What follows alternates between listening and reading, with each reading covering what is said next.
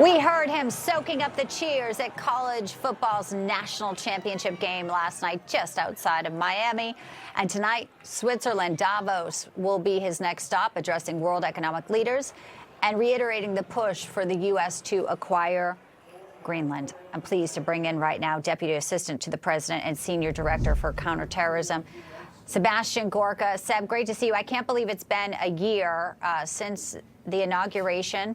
We want to ask you first off about Greenland and President Trump posting these AI images, sharing also what Emmanuel Macron is texting him. I don't understand what you're doing on Greenland. And by the way, if we don't understand why he's wearing sunglasses, he says it's just a red eye. So Macron's okay, but maybe Davos isn't ready for President Trump 2.0 now.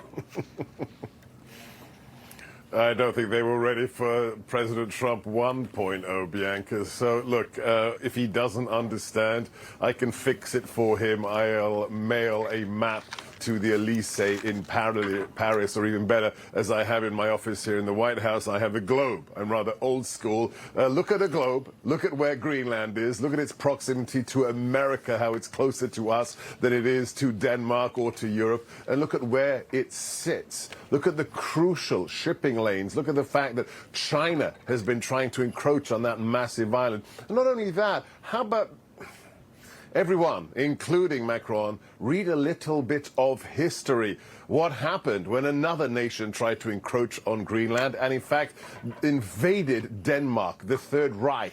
What happened then? The Danish ambassador in exile here in Washington, D.C., begged the United States to send troops to Greenland to secure it, and that's exactly what we did. So the threat is real. It was real 70 years ago. Now it's a different adversary, and it's even more serious given what we know about Beijing. So I suggest everyone buy a map, look at a globe. Well, the threat is real also from terrorism. And you have been there since President Trump re-entered the White House. You know, under Biden, we found out they released, almost 100 confirmed terrorists into our country.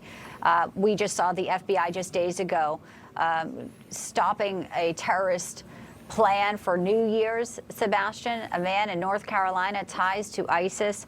You know, all of the work that you are doing, including, I think, the big change in stance when it comes to narco-terrorists.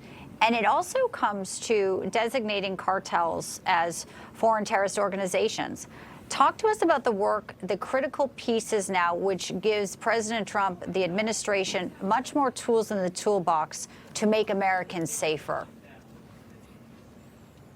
Day one, remember, it was incredible right after the inauguration, before he came back to the White House to sit behind the Resolute desk. He stopped at a stadium here in D.C. because it was such a cold January the 20th, and he met with his supporters. We put a table there on the stadium platform, and he started signing EOs. What was amongst the first slew of EOs? Designating the cartels. Why? Because they were killing hundreds of thousands of Americans every single year because of the open border policies of Biden and Harris. The incredible strikes on the drug boats. Every single one of those strikes, Bianca, as the president has stated, is saving between 25 and 50,000 lives because of the drugs they would otherwise have brought into this country. Then it's the designation that should have happened decades ago of the Muslim Brotherhood, the progenitor, the OG, the grandfather of all modern jihadi groups like ISIS, like AQ.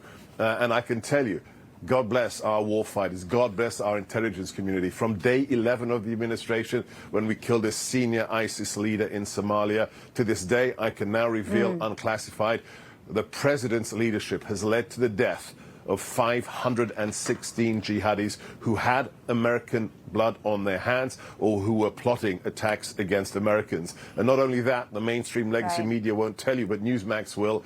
We have liberated 86 U.S. hostages in the last 12 months, and not one red cent paid in ransom to get those Americans back home. That's the record of President Trump. That's leadership. Incredible. And also the military mission for Maduro is no small feat, too. And that coming in, of course, just weeks ago. You know, Seb, I said it was a year ago at the inauguration of President Trump. You've been with him for a long time. And obviously, we are now 1 year in. There's more work to be done. There's also, you just mentioned, the left-wing media that fight you at every twist and turn. Do you think the coverage eventually become a little bit more balanced? I know that there is many Americans who want to feel safe. You know, one time you said to me, you know, cleaning up the streets, you don't want it to be like Mogadishu, was the reference you said.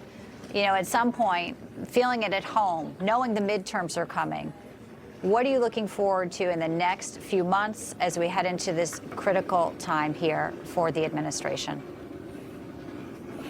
Thanks for showing all those pictures I'd forgotten. Look, no, the mainstream legacy-lying media is never, ever, ever going to change because they have TDS. This isn't a joke anymore. Trump derangement syndrome is a clinical condition. When you see the way, for example, my media boss, Secretary Rubio, the National Security Advisor, was interviewed at the weekend, how they simply lie about the so-called fishing boats, the drug traffickers, when they're on the side of the illegals, the predators, the pedophiles, the people who are causing harm to Americans right now and calling them Maryland fathers.